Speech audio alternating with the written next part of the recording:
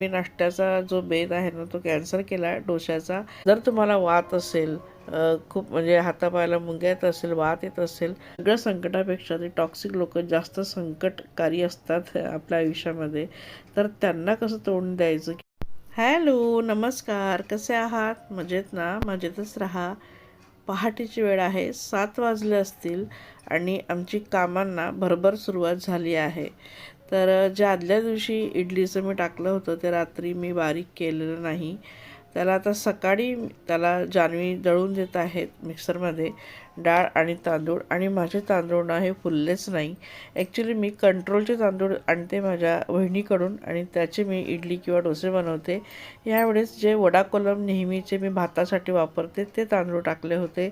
तर खिचडी भात केली ना तर छान फुलतात, पण भिजत घातले तर ते काहीच फुलले नाही. म्हणून थोडा रवा आणि थोडे पोहे मी अशी भिजत घालून त्यामध्ये मिक्स करून ते वाटून घेतलं. आणि जान्हवी तिकडे वाटण करून देत आहे तोपर्यंत म्हटलं तुम्हाला विंडोमधून जरा पहाटेचं हे दृश्य दाखवावं. तर खूप छान पहाट होती. खूप गार वारा सुटला होता.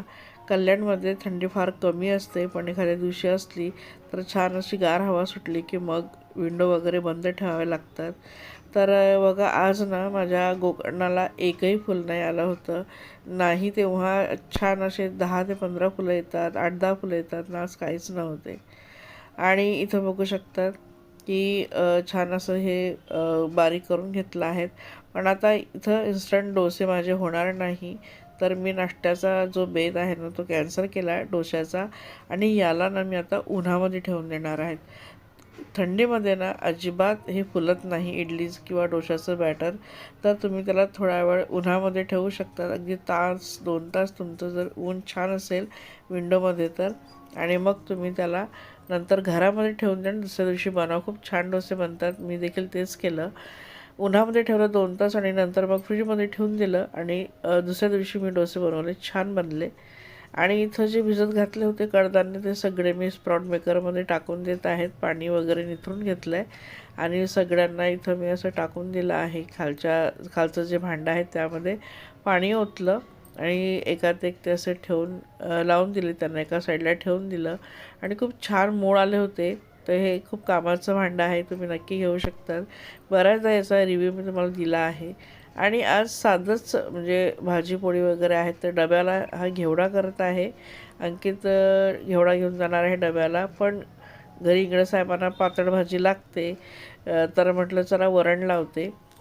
डाळ तर आपण तुरीची डाळ करतो ना, फक्त आमच्याकडे तुरीची डाळ करायच्या आधी तुम्हीसुद्धा करत असाल तर फक्त तुरीची डाळ करू नका, मिक्स डाळ करा. जर तुम्हाला वात असेल, खूप म्हणजे हातापायाला मुंग्या येत असेल, वात येत असेल, तर ज्यांना वात येत असेल त्यांनी फक्त तुरीची डाळचं वरण खायचं नाही. थोडं त्यामध्ये दुसऱ्या डाळी मिक्स करायच्या आणि त्याचं वरण बनवायचं. उत्तम असतं, पाचक असतं. तर यामध्ये मी अगदी 2 ते 3 चमचे मुगाची डाळ आणि 1 चमचा अगदी पोहे खाण्याचा चमचा मी अंदाजे घेतले, तुम्ही बघितलं असेल तशी मी मसूरची डाळ घेतली आहे. ही डाळ ना घट्टही होते आणि पाचक असते, चवसुद्धा खूप छान लागते. फक्त तुरीचं वरण न खाता तुम्ही अशा प्रकारे वरण बनवा, भातासोबत किंवा भाकरीसोबत, चपातीसोबत. तर हे वरण खूप पाचक असतं. आणि आता आपण काय करतो, फोडणी देतानाच हळद किंवा टोमॅटो वगैरे घालतो. तर बरेच जण टोमॅटो खात नाही. घरामध्ये असे अर्धे सदस्य असतात ज्यांना टोमॅटो आवडत नाही किंवा ते बाजूला काढून ठेवतात. तर त्यातली आमची जान्हवी देखील एक मेंबर आहे आणि पूर्वेश देखील एक मेंबर आहे. दोघे टोमॅटो बाजूला काढतात. तर मी काय करते, त्या डाळमध्येच टोमॅटो घालून दिले आणि थोडंसं तेल आणि हळद घातली. आणि ही आयडिया मला दिली होती आरतीने, माझ्या भाच्यासूनने, की असं अजून छान चवदार लागतं हे वरण. आणि टोमॅटो खाणाऱ्यांच्या पोटात, न खाणाऱ्यांच्या पोटात टोमॅटो बरोबर जाईल. त्याचे जे पोषक तत्व आहे ते नक्की जातील आणि त्यांना टोमॅटो दाताखालीसुद्धा येणार नाही, बाजूला काढण्याची गरज नाही. तर ज्यांना वात येतो ना त्यांनी अशा प्रकारचं वरण बनवा. खूप छान चविष्ट आणि पाचक असतं. तर इथं वरण मी म्हणजे डाळ लावून दिली आहे कुकरमध्ये. तिकडे शिट्ट्या होतील तोपर्यंत इकडे मी घेवड्याला फोडणी देत आहे, ज्याला वाल म्हणतो आमच्या गावाकडे. खानदेशी भाषेमध्ये वालाच्या शेंगा म्हणतात त्यांना. तर तोडून ठेवल्या होत्या आदल्या दिवशी आणि अगदी साधी सोपी भाजी बनवते. जिरा मोहरीची फोडणी, लसण, मिरच्या हिरव्या आणि कांदा हे सगळं घालून घेतलं आहे आणि त्यामध्ये हळद, मीठ, धने पावडर आणि टोमॅटोसुद्धा मी घालते. टोमॅटोने छान चव येते अशा भाजीला. तर सिंपल असा मेनू आहे आजचा. आणि बरेच जणं ह्या वालाच्या शेंगामध्ये किंवा घेवड्यामध्ये दाण्याचं कूट देखील घालतात. मी सुद्धा बऱ्याचदा घालते. जर क्वांटिटी वाढवायची असेल किंवा जास्त जणं असतील तर. पण अंकितला फारसं कूट वगैरे घातलेल्या भाज्या जास्त आवडत नाही. तर आज म्हटलं चला मोजकीच भाजी करते, कूट वगैरे घालत नाही म्हणून तेवढंच मटेरियल घेतलं. कांदा टोमॅटो थोडं थोडं घेतलं आणि त्यामध्ये आता घेवड्याला मी टाकत आहे. अच्छा, स्वयंपाक करता करता मला तुम्हाला विचारायचं आहे की तुम्ही नवीन वर्षाचा काही नवीन प्रण केला आहे का? तर जर प्रण केला नसेल आणि करत असाल तर खूप विचारपूर्वक करा आणि असा प्रण करा की तुम्ही तो वर्षभर त्याला पाळू शकाल. नाहीतर काही अर्थ नाही तो प्रण केल्याचा. जसं बरेच जण म्हणतात की आता मी स्वतःचं आयुष्य जगेल, स्वतःकडे खूप लक्ष देईल, आता मी माझी प्रायोरिटी ठेवेल वगैरे वगैरे. मी सुद्धा असंच म्हणत असते, पण तसं काही होत नाही. आपल्याला घर सांभाळून आणि दुसऱ्यांकडे लक्ष देऊन आपल्याला स्वतःला सांभाळायचं असते आणि स्वतःवर लक्ष द्यायचं असते. कारण कितीही म्हटलं तरी आपण इंडियन फॅमिली आहोत, इंडियन वुमन आहोत. तर आपण सगळ्यात पहिले कितीही म्हटलं तरी आपल्या घरचे समोर येतात डोळ्यासमोर आणि मग आपण आपोआपच आपल्या स्वतःला मागे ठेवतो.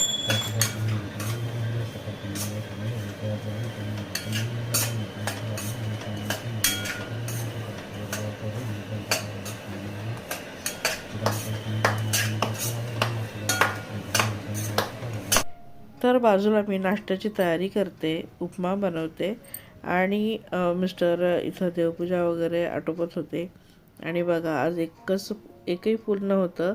एक गोकर्णाचं जे आदल्या दिवशी तोडून ठेवलं होतं तेच फक्त महादेवाला वाहिलं आणि अख्खा देवारा विदाऊट फुलं आहेत, कारण फुलं संपली होती आणि इंगळे साहेब जाणार आहेत फुलं घ्यायला मार्केटला. तर मी इथं बघा उपम्याची तयारी करते. रवा वगैरे भाजून घेतला आधी आणि मग त्याची फोडणी तयार करते. तर मगाशीच्या विषयावरती मी येईल की प्रण करताना नवीन तुम्ही काही संकल्प घेत असाल तर खूप विचारपूर्वक करा. जो आपण पाळू शकू तोच आपण संकल्प करा. नाहीतर मी तर म्हणेल नाही केला तरी चालेल. फक्त नवीन आव्हानं जे येतील त्यांना सामोरं जाण्यासाठी, जे नवीन संकट येतील त्यांना सामोरं जाण्यासाठी स्वतःला खंबीर ठेवा. आणि अजून एक सांगेल की टॉक्सिक लोक जे असतात ना आपल्या आजूबाजूला, खूप आपल्याला खाली दाबणारे किंवा आपल्याला खाली पाडणारे, त्या लोकांशी कसं डील करायचं हे मात्र ह्या नवीन वर्षामध्ये तुम्ही नक्की शिकून घ्या आणि त्यांना नक्कीच तोंड द्या.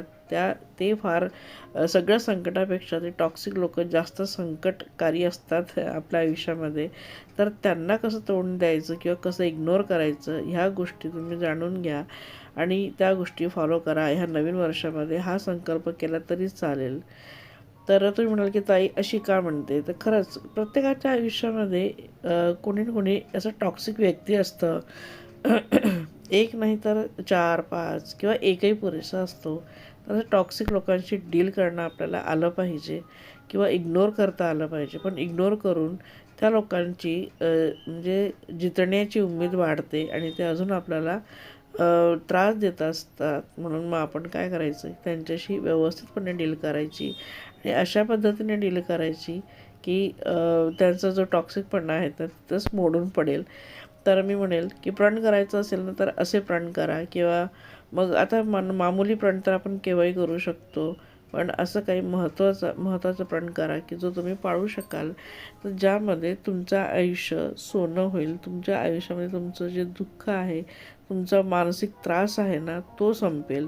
अशा गोष्टी करा. कारण मानसिक स्वास्थ्य जर असेल तरच शारीरिक स्वास्थ्य असेल आणि शारीरिक स्वास्थ्य असेल तरच पारिवारिक स्वास्थ्य असेल.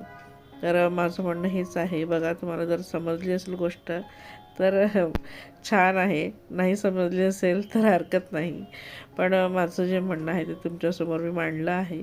आणि बघा, तिकडे माझा उपमा देखील झाला आहे आणि इकडे घेवड्याच्या शेंगा देखील शिजून झाल्या आहेत. खूप मस्त झाली होती भाजी, साधी सिंपल. छान असं कोथिंबीर त्यावरती पेरलं आहे.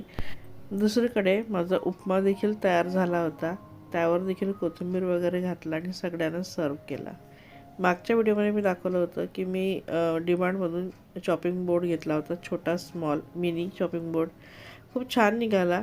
माझा आधीचा देखील तो लाकडी चॉपिंग बोर्ड आहे, पण ओलावा ठिकाणी ठेवून ना तो खालून खराब झाला होता. त्याला कट करून घेतला होता आणि सेलोटेप त्याला लावून घेतले होते. पण आत्ता म्हटलं हा दुसराही खराब होईल, त्या आधीच त्याची व्यवस्थित काळजी घ्यावी. तर मी काय करते, जेव्हा त्याचं काम होऊन जाते चॉपिंग बोर्डचं दोघांचं, ओल्या हाताने छान त्याला पुसून घेते आणि विंडोमध्ये छान ऊन येते ना त्यावरती मी ठेवून देते आणि मग सगळी किचनमध्ये कामं आटोपली की त्याला परत त्याच्या स्टँडवरती ठेवून देते. तरी सुकूनही जातं, ओलावा राहत नाही आणि हे चांगले टिकतात. आणि आठवड्यातून एकदा यांना छान तेल वगैरे लावून घेतलं ना तर यांची लाईफ लाँग असते.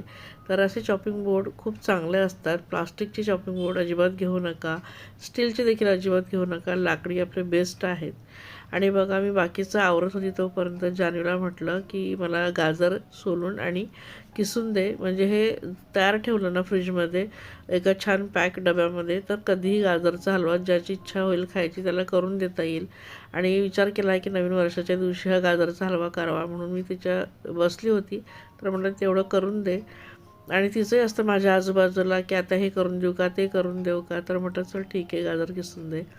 बाकी टिफिन वगैरे भरून झाला आणि अंकितही गेला ऑफिसला. बाकीची भाजी काढून घेतली आणि आता मी ह्या वरणाला फोडणी देते. खूप छान टेस्टी लागतं. मी आधी फक्त तुरीची डाळ खात होती ना, मला स्वतःला खूप वाताचा त्रास आहे, हाताला पायाला मुंग्या येतात. अगदीच म्हणजे माझ्या आईला पण सुद्धा वात वगैरे येतो, तर अनुवांशिक आहे ते वात वगैरे देखील. तर मी असं वरण करण्यापासून ह्या वरणाने मला म्हणजे खूप छान पाचक आहे. ॲसिडिटी होत नाही, कारण नुसतं तुरीचं वरण जर खाल्लं ना तर खूप ॲसिडिटी होते आणि असं वरण खाल्लं तर अजिबात ॲसिडिटी होत नाही. मी जर एक वेळ वरण खायची तर दुसरी वेळ मी ते वरण तोंडावर घेतच नव्हती. आणि ज्या दिवशी डाळ भात भाजीपोळी खाल्ली की मला ॲसिडिटी नक्कीच व्हायची. तर मग मी काय केलं, असं वरण करायला सुरुवात केली आणि खूप छान पाचक, दोन्ही वेळसुद्धा खाऊ शकते, मला अजिबात त्रास होत नाही. तर तुम्हाला देखील असा आमवादचा किंवा वादचा त्रास असेल, ज्यांना तुरीची डाळ अजिबात म्हणजे सहन होत नाही, त्यांनी अशा प्रकारे पाचक वरण बनवून नक्की खा. भातासोबत चपातीसोबत. तर छान अशी म्हणजे डाळीला फोडणी देखील झाली आहे, बॉईल आला आहे. तर तिलाही देखील मी आता काढून घेते, कारण ॲल्युमिनियमच्या कढाईमध्ये फोडणी दिली होती म्हणून ते काढून घेणं गरजेचं आहे. तर चला मग व्हिडिओला देखील इथंच एंड करते. व्हिडिओ आवडला असेल तर लाईक करा, कमेंट करा. चॅनलला आतापर्यंत सबस्क्राईब केलं नसेल तर प्लीज मैत्रिणींनो चॅनल सबस्क्राईब नक्की करा. चला तर मग भेटूया एखाद्या छानशा व्हिडिओमध्ये. तोपर्यंत सर्वांनी, थंडी आहे खूप, काळजी घ्या. Bye bye.